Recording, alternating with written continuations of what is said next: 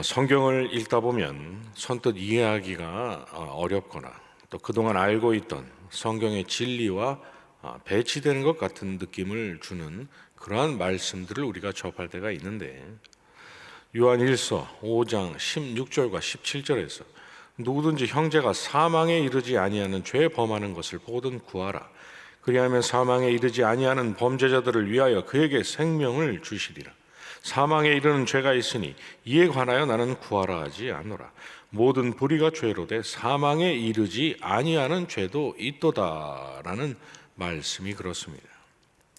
마태복음 5장 22절에서 우리 주님은 형제를 멸시하는 것도 지옥불에 떨어질 죄라 하셨고, 또 로마서 1장 29절 이하에서도 수군수군 남을 비방하는 것을 분명 사형에 해당하는 죄라고 말씀하고 있는데, 요한일서 5장의 말씀은 마치 그러한 정도의 죄는 멸망에 이르지 않을 아주 가벼운 죄라고, 그러니 지어도 괜찮다라고 말씀하는 것처럼 보이기 때문입니다.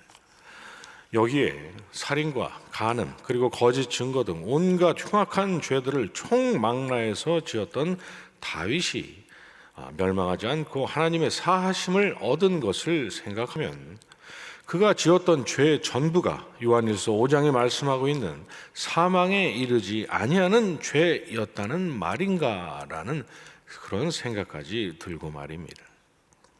누가복음 12장 10절에서 누구든지 말로 인자를 거역하면 사하심을 받으려니와 성령을 모독하는 자는 사하심을 받지 못하리라 하신 우리 주님의 말씀도 그렇습니다. 앞서 살펴본 요한일서 5장의 말씀을 주님의 말씀에 그대로 적용을 하면 성삼위 중 이격이신 성자 하나님을 거역하는 죄는 사망에 이르지 않는 죄가 되는 셈이고, 삼위격이신 성령 하나님을 회방하는 죄는 사망에 이를 죄가 된다는 셈인데, 왜 그런 차이가 있는지 언뜻 이해하기가 쉽지가 않습니다. 더욱더 의아한 것은, 그렇다면 하나님은 왜 사도 바울을 백성이요 자녀로 삼아 주셨고 그리스도의 복음을 전하는 귀한 일꾼으로까지 삼아 주셨냐는 것이죠. 주님의 그 말씀대로라면 스데반의 죽음을 당연한 일로 여겼고, 또 주님을 믿는 성도들을 멸하는 데 있어서 누구보다 앞장섰던 바울이야말로 창세전에 받은 자들을 구원하시는 성령의 역사를 회방하고 모독한 사람일 텐데, 어떻게 바울은 사하심을 얻고 거룩하신 하나님의 자녀요 일꾼이 될 수 있었을까라고 생각이 든다는 것이죠. 한 번 빛을 받고 하늘의 은사를 맛보고 성령에 참여한 바 되고 하나님의 선한 말씀과 내세의 능력을 맛보고도 타락한 자들은 다시 새롭게 하여 회개할 수 없나니, 이는 그들이 하나님의 아들을 다시 십자가에 못 박아 드러내놓고 욕되게 함이라는 히브리서 6장 4절의 말씀도 그렇습니다. 이 말씀은 단순히 이해하거나 납득하기 어려운 정도를 넘어서 성도인 우리를 두렵게 하기까지 합니다. 왜냐하면 요한복음 10장 28절에서 우리 주님은 내가 그들에게 영생을 주노니 영원히 멸망하지 아니할 것이요 또 그들을 내 손에서 빼앗을 자가 없느니라. 그들을 주신 내 아버지는 만물보다 크심에 아무도 그 아버지 손에서 빼앗을 수 없다라고 분명하게 말씀하셨고, 또 로마서 8장 2절은 모든 성도는 죄와 사망의 법에서 완전히 해방된 사람이라고 말씀하고 있고, 또 그 아래 39절은 그 어떤 것도 의롭다 하심을 얻은 성도를 하나님의 사랑에서 끊을 수 없다라고 말씀하고 있고, 또 로마서 11장 29절은 하나님의 은사와 부르심에는 후회하심이 없다라고 말씀하고 있는데, 히브리서 6장의 저 말씀은 아니라고, 전혀 그렇지 않다고, 믿음으로 의롭다 하심을 얻은 성도라도 이 땅의 행실에 따라 얼마든지 구원이 취소될 수 있다라고 말씀하는 것처럼 보이기 때문입니다.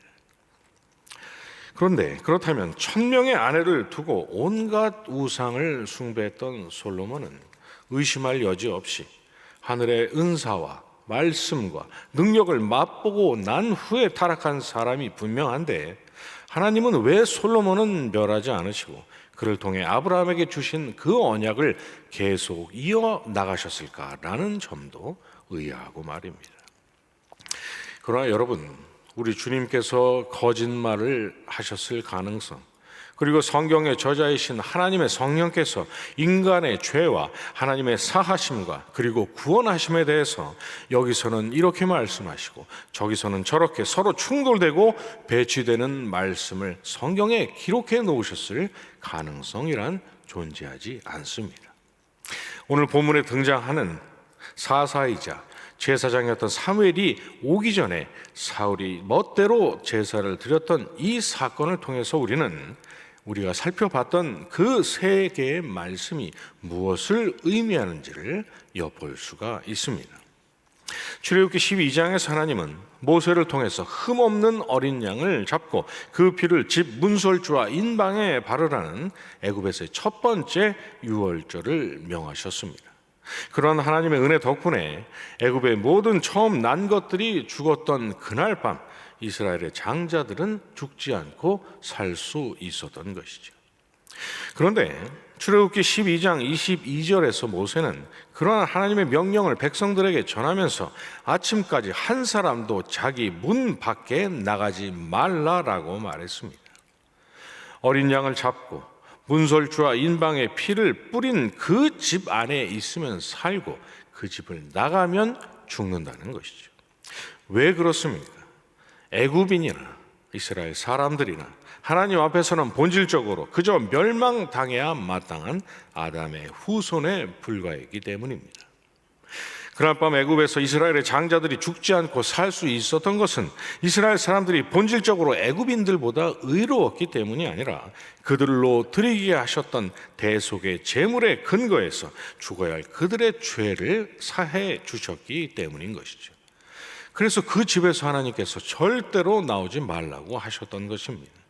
본질상 진노의 자녀들인 그들로 하여금 죽지 않고 살도록 베풀어 주신 유일한 하나님의 그 속죄의 방편을 절대로 벗어나지 말라는 것이죠.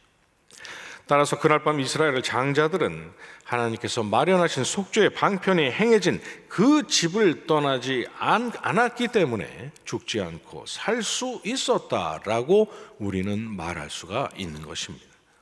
그런데 민수기 35장에서 하나님은 유월절 때 내리신 동일한 명령을 다시 한번 내리셨습니다.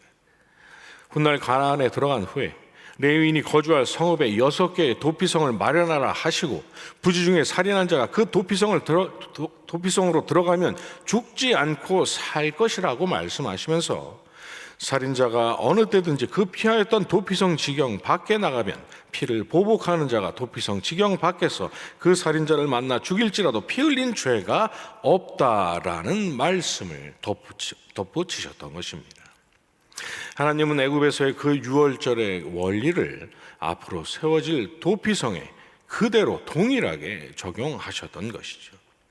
애굽에서의 마지막 날 밤, 원래대로라면 죽어야 할 이스라엘 백성들을 죽지 않고 살 자들로 바꿨던 이스라엘 사람들의 그 피가 뿌려진 집처럼 하나님께서 세우라 하신 도피성이란 사망에 이를 죄를 사망에 이르지는 않게 되는 죄로 바꾸는 것이요, 죽어야 할 죄를 범한 범죄자들을 죽지 않을 죄인으로 바꿔주는 곳이었던 것입니다.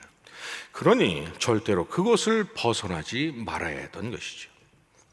솔로몬이 이스라엘을 우상 천지로 만들었던 죄를 범했음에도 불구하고 하나님께서 그를 버리지 않으셨던 이유가 바로 여기에 있는 것입니다. 일찍이 사무엘하 7장 13절 이하에서 다윗에게 솔로몬을 가리켜 말씀하시기를 그는 내 이름을 위하여 집을 건축할 것이요 나는 그의 나라 왕위를 영원히 견고하게 하리라. 나는 그에게 아버지가 되고 그는 내게 아들이 되리니 그가 만일 죄를 범하면 내가 사람의 매와 인생의 채찍으로 징계하려니와 내가 내 앞에서 물러나게 한 사울에게서 내 은총을 빼앗은 것처럼 그에게서 빼앗지는 아니하리라고 약속하신 대로 하나님은 성전에서 끊임없이 드려질 그 대속의 제사의 근거에서 사망에 이를 솔로몬의 죄를 사망에 이르지 않는 죄로 바꿔주셨던 것이죠. 나는 그에게 아버지가 되고 그는 내게 아들이 될 것이라고 말씀하신 대로 성전에서 드려질 대속의 제사가 죄에 대한 하나님의 진노의 심판을 아버지의 징계의 회초리에 그치도록 바꿔 주었던 것입니다. 그리고 애굽에서 나온 이스라엘이 40년간 끊임없이 불순종해도 하나님께서 그들을 버리지 않으셨던 이유 역시도 그들 가운데 하나님께서 지으라 하신 광야의 성막이 있었고 그 성막 안에서 매일 아침 저녁으로 끊임없이 드려졌던 번제 때문이었고 말입니다. 따라서 유월절 피가 뿌려진 집과 도피성과 광야의 성막과 예루살렘 성전은 모두가 하나의 목적을 가진 같은 장소라고 말할 수가 있는 것입니다.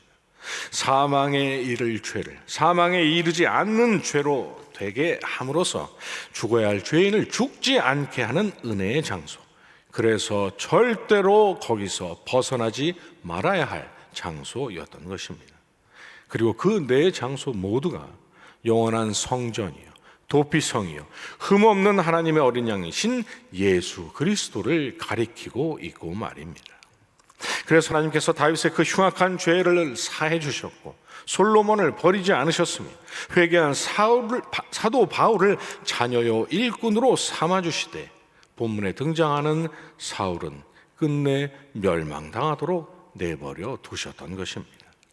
하나님께 드려지는 제사를 만홀히 여기며 멸시했던 홈리와 비느하스처럼 제사는 오직 하나님께 기름 부으심을 받은 제사장만이 드리도록 정하신 그 규례를 사울이 아무렇지도 않게 여겼다는 것은 그가 사망에 이를 죄를 사망에 이르지 않는 죄 되게 하시려고 말하신 하나님의 은혜의 방편을 멸시하고 만홀히 여겼다는 것을 말해주기 때문인 것이죠.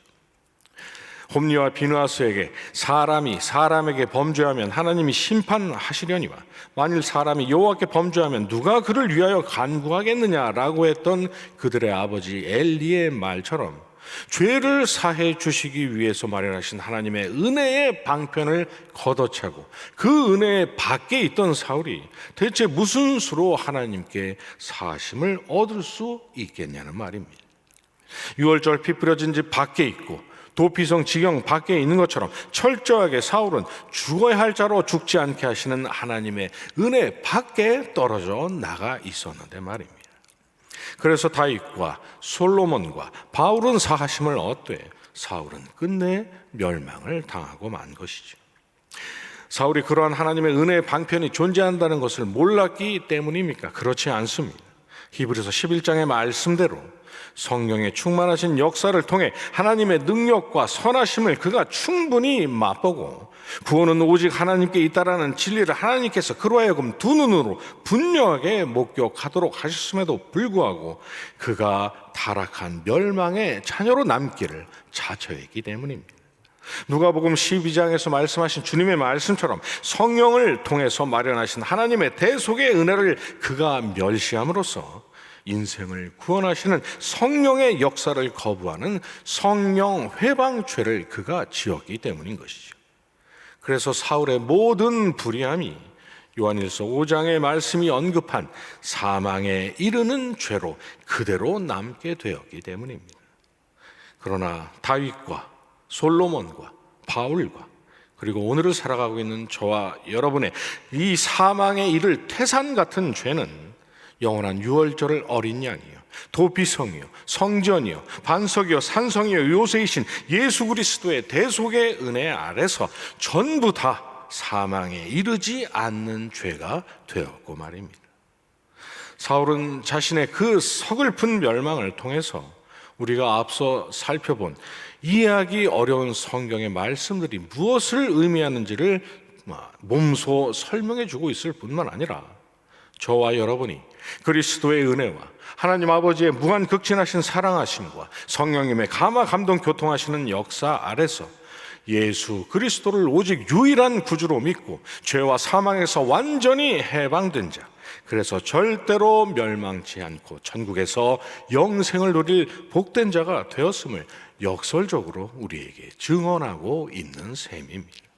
그러니 모든 영광을 이 땅에서 하나님께 돌리는 감사와 찬양의 삶을 살아야 할 이유, 구원의 확신과 천국의 소망이 주는 감격과 기쁨 안에서 무슨 일을 만나든 의연하게 세상이 감당하지 못하는 승리의 삶을 살아가야 할 분명한 이유가 저와 여러분에게 있다고 말입니다. 이 시간 이 복된 진리 여러분의 심령에 다시 한번 새기시고 하나님께서 허락하신 오늘 하루도 영원한 반석이요 산성이신 우리 주님 바라보면서 힘차게 나아가시는 저와 여러분이 되시기를 주님의 이름으로 축원합니다. 주님 가르쳐 주신 기도로 예배 마치고 계속 기도하겠습니다. 하늘에 계신 우리 아버지여, 이름이 거룩히 여김을 받으시오며 나라의 임하옵시며 뜻이 하늘에서 이룬 것 같이 땅에서도 이루어지이다. 오늘날 우리에게 일용할 양식을 주옵시고 우리가 우리에게 죄 지은 자를 사하여 준 것 같이 우리 죄를 사하여 주옵시고 우리를 시험에 들게 하지 마옵시고 다만 악에서 구하옵소서.